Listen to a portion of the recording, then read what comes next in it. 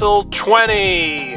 Super Mario World versus Sonic 3 and Knuckles. This is it, the big one. Mario's greatest game on the Super Nintendo and Sonic's greatest adventure on the Sega Genesis. Way back in 1991, everybody and their grandma were talking about Mario World versus Sonic 1, and it began a legendary rivalry. Mario World was clearly the victor of that battle, but Sonic was just beginning, so he needed some time to build steam. And by 1994, Sonic the Hedgehog 3 came out.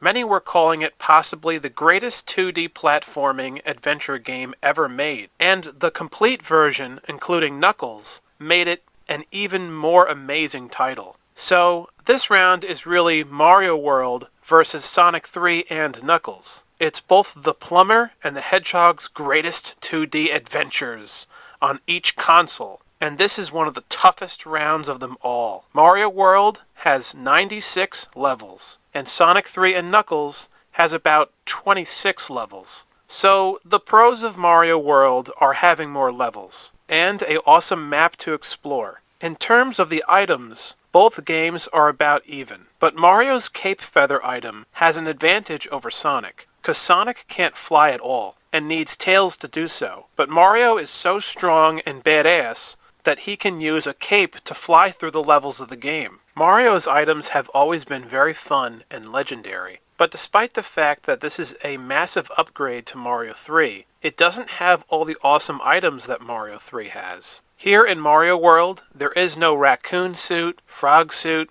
or Hammer Bro suit, or the Tanuki suit, and that's disappointing. There needs to be a brand new 2D Mario game that comes out that has every single item in it for him to use. That would be amazing. That would be the ultimate 2D Mario adventure. Though, it seems that nothing can top Mario World. It's easily one of the most nostalgic and greatest video games ever made.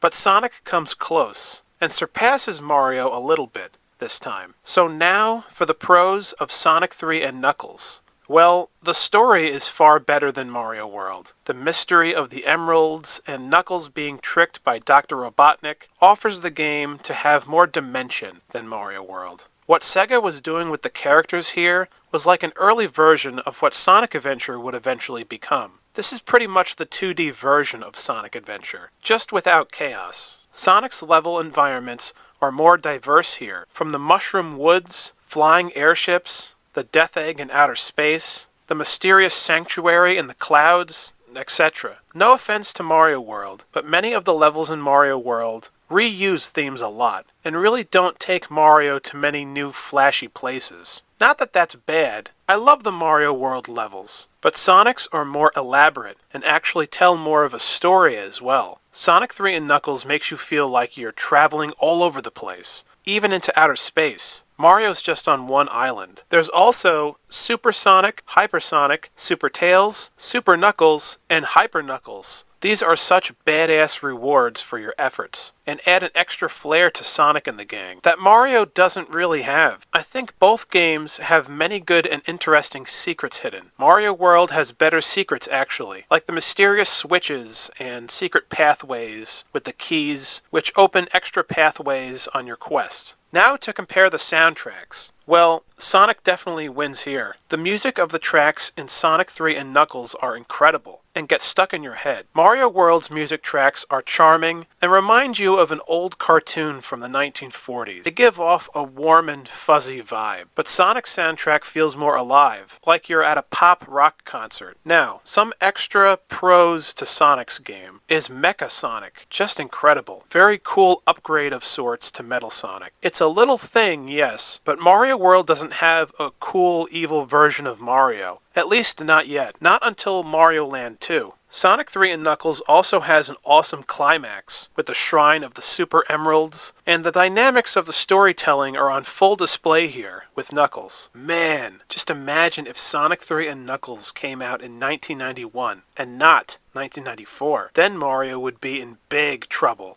and could have possibly been left in the dust. Another thing to add is Sonic 3 and Knuckles having split-screen two-player action, with new levels too. Mario World doesn't offer anything like that. So in conclusion, I think it's fair to say that Sonic 3 and Knuckles is a little bit better than Mario World, but Super Mario World is a little more nostalgic, if that makes sense. Sonic 3 has that too, but I remember growing up playing Super Mario World, and it was one of the first video games I ever played. And being a launch game on the Super Nintendo really helped cement this game as one of the happy memories of the magical feeling of what it was like to grow up in the 90s. This magical feeling was also present for Sonic the Hedgehog 2, as it was the biggest selling game on the Genesis, and the game that made most people become Sonic fans. Tails was memorable, and many bought a Sega Genesis with Sonic 2 as the pack-in game. But Sonic 3 was awesome, but felt more like a conclusion to Sonic's platformer adventures. Sonic 3 and Knuckles is definitely nostalgic, but it just doesn't quite hit the same way Mario World did. Still though, Sonic the Hedgehog 3 and Knuckles is better than Mario World. Both these games are special, and feel like Mario and Sonic flexing their biggest muscles on the consoles of the day. Sonic is the victor, burning way past cool. I'll award Mario 20 points, and I'll award Sonic 27 points.